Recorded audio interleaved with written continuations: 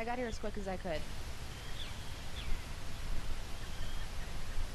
Holloway pulled me into his office this morning. We have to be out of the lab in 90 days. You've got to be kidding me. We're close. This is gonna work. 90 days just isn't enough time. I know, but it is what it is. We've got 90 days. Let's use it. Tell me something good. Tell me we've got our cure for Alzheimer's. More bad news. The compound is stable.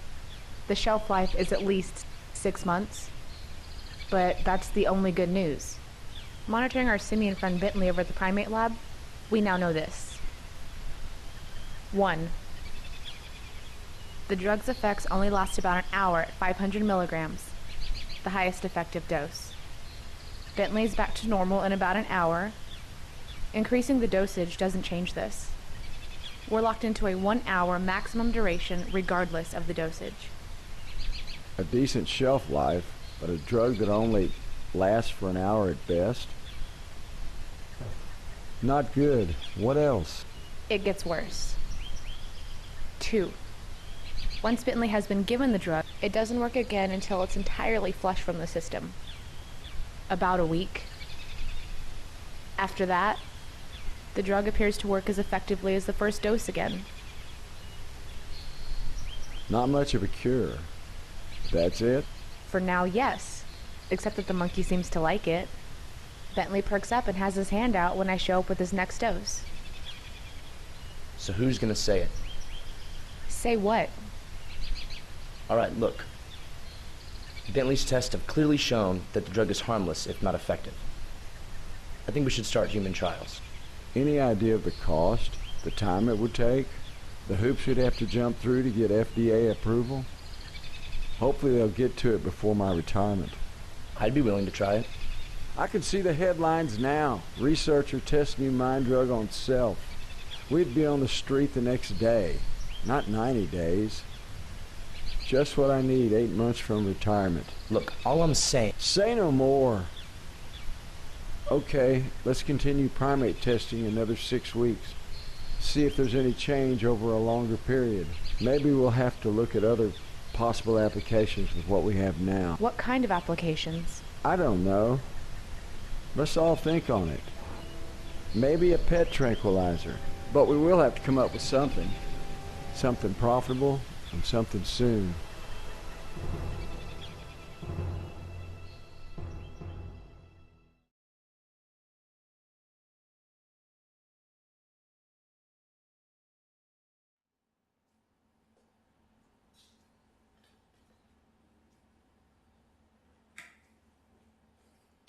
I have a confession to make. I tried the drug last night.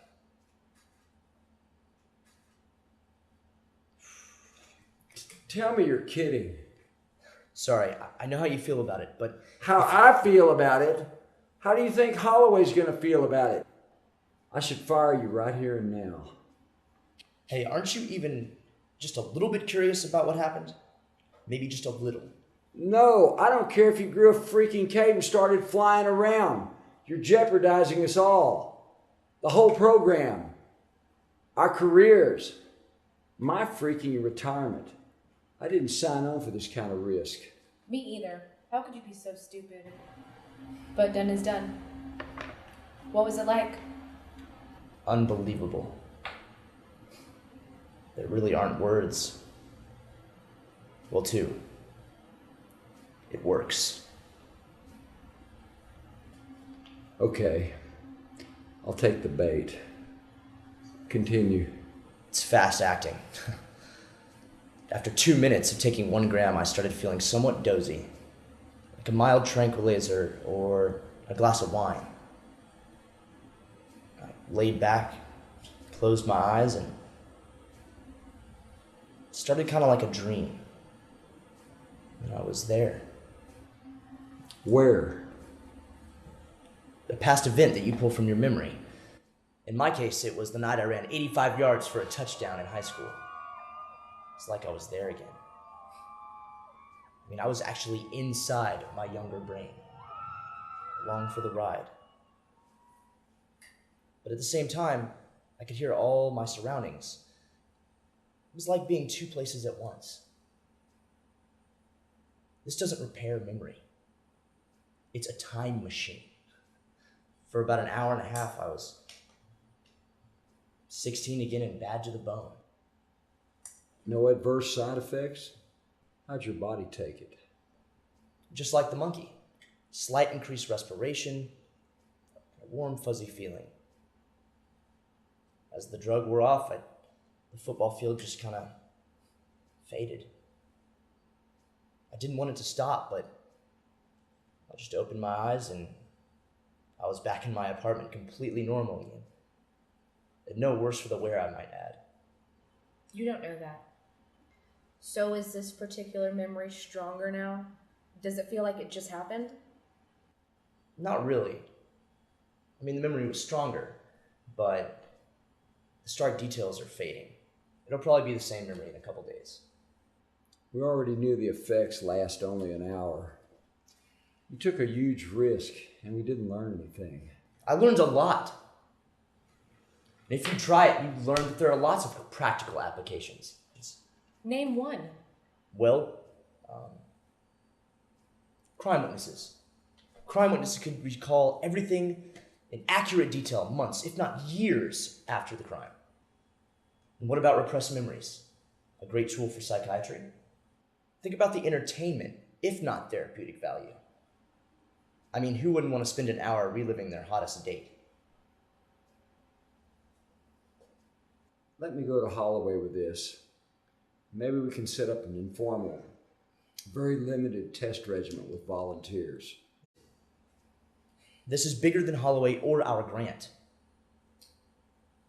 This could change the world. You just have to try it and see for yourselves. Don't hold your breath.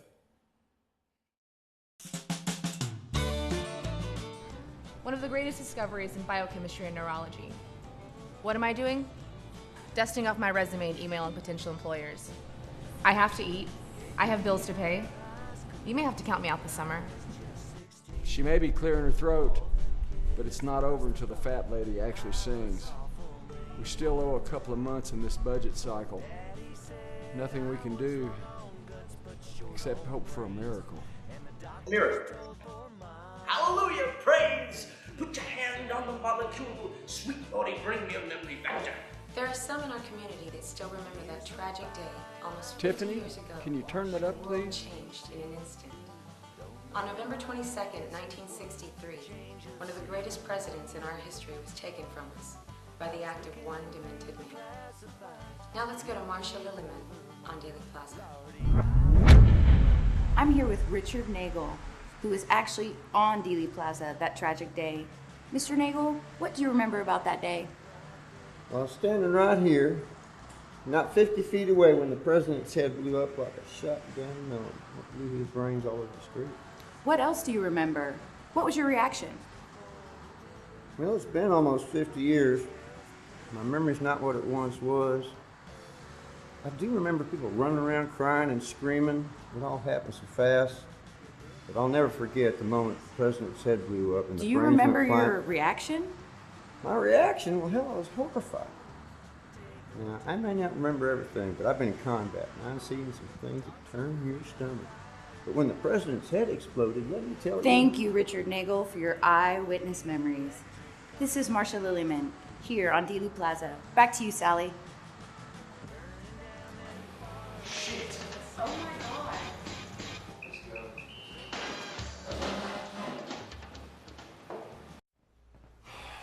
So we're really gonna do this. I still can't believe it. And before this is over, we'll likely know the answer to one of the biggest questions in history: what really happened in Dealey Plaza the day John F. Kennedy was killed.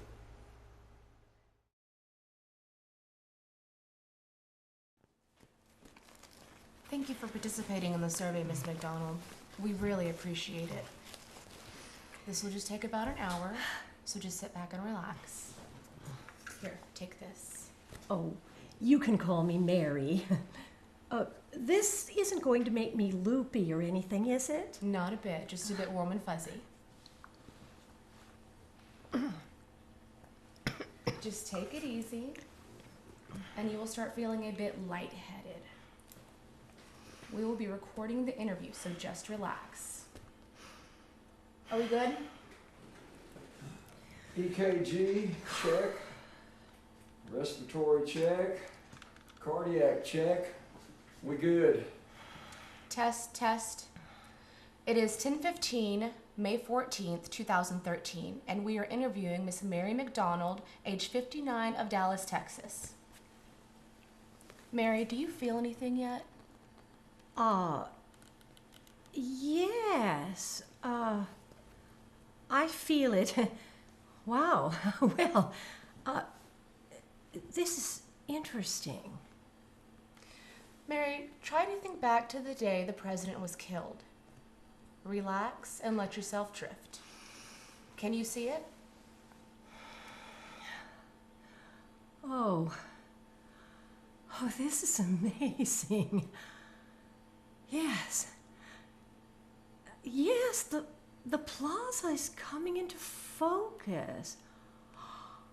Oh my God, it's almost like I'm there. Mary, what do you see? Oh, Daddy looks so young. He died 12 years ago, but he's young and handsome again. He's holding my hand. It's a beautiful day, and we're standing on the curb, looking left to see the motorcade as it turns toward us. Oh, the crowd around me is cheering. Daddy's waving his hat. This is wonderful. To have a memory again. You don't know what it's like to lose chunks of your life. You can see the president's motorcade now. I'm jumping up and down to get his attention. And the president is waving and shouting, and I'm waving back. And he's looking right at me. Got it blowed up like a melon being hit by a sledgehammer. Pierced brains and blood flying everywhere. Oh my God. Jackie's crawling out onto the trunk of the car trying to pick up his brain matter. Everybody's screaming, and there's another shot, and the president's head just blew up. It just exploded. And Nancy and I started running towards the fence across the street, and that is where it came from. People are running everywhere. The president's car is racing under the overpass, and people are pointing at the fence. There's up at the little grassy hill. They're running. I start running behind them, and I'm running up the hill towards the fence. We're all in shock. Everybody's standing around and just can't believe it. The policeman to my left starts running to the book depository building. There were definitely 4 shots. Bam, bam. The last 2 almost sounded like one. I joined the people running up the grassy hillside. Pretty compelling data. All of the subjects remember 4 shots, the last 2 very close together. I plotted a diagram of where the subjects were standing as it was going down. When the locations of the subjects are superimposed over the sonic and audio data collected in the 1974 congressional investigations, we see a trend that supports their conclusion of more than one shooter. Hello. I hope I'm in the right place. I was looking for the people that are doing the study on the JFK assassination. Well, we're actually not studying the assassination as much as people's recollection of the event. We're testing a memory drug and using the assassination as a vector. It's something everyone remembers. How can I help you? Oh, I was there. On the plaza, I mean. I saw the president get shot. And you are? Bob Marshall. When I heard about what you folks were doing, I thought I'd come down and see if I could help out. Think you'd want my memories? Sure. We want every witness we can find to participate. We have some legal hoops to jump through. We need to sign a consent form and a liability waiver. Oh, okay. Let's do that first. Okay.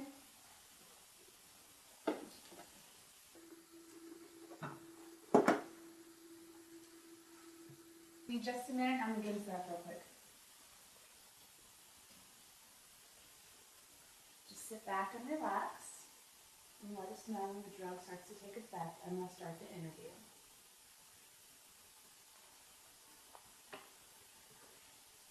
Oh, only one to start.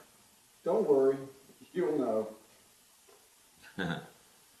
You will be totally cognizant the whole time, and you can stop the interview anytime you like. If you experience any discomfort, any at all, let us know and we'll stop. Oh, I don't believe it. It's like I'm there. I'm really there. I can see the motorcade coming around the corner, and the president is waving.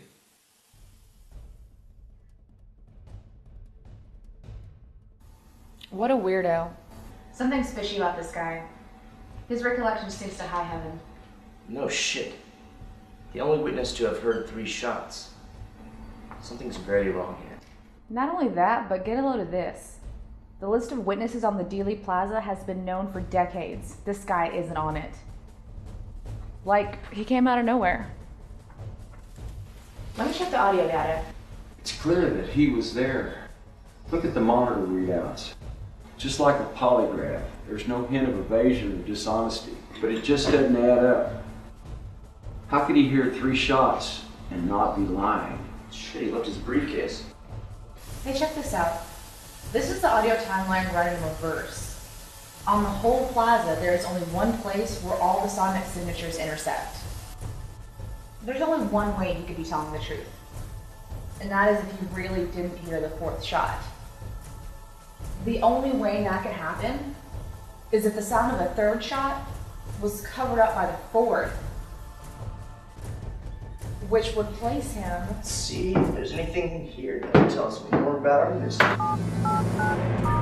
Don't open that! Huh?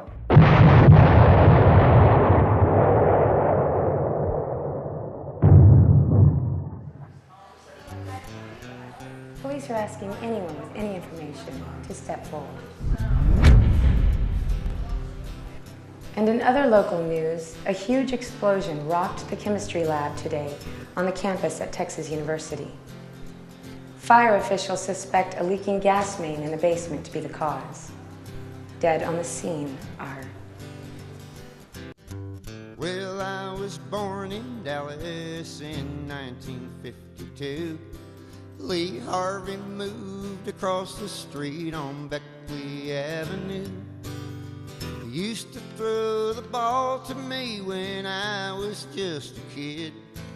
They say he shot the president, but I don't think he did.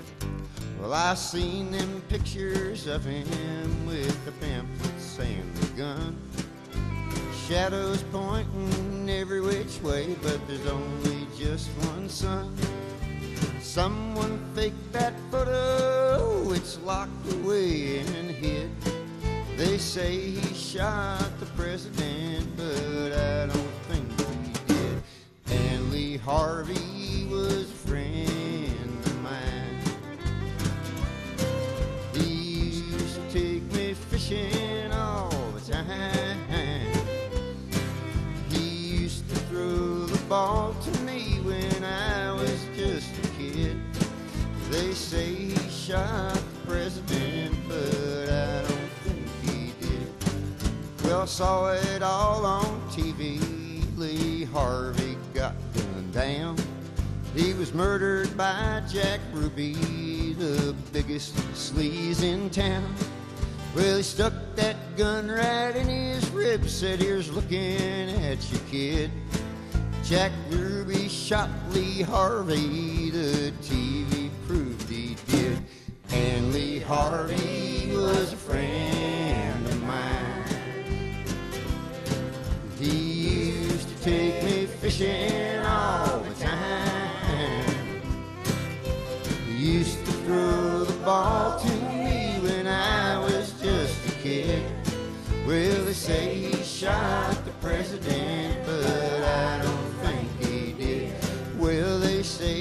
shot the president, but I don't think he did. Back into the left.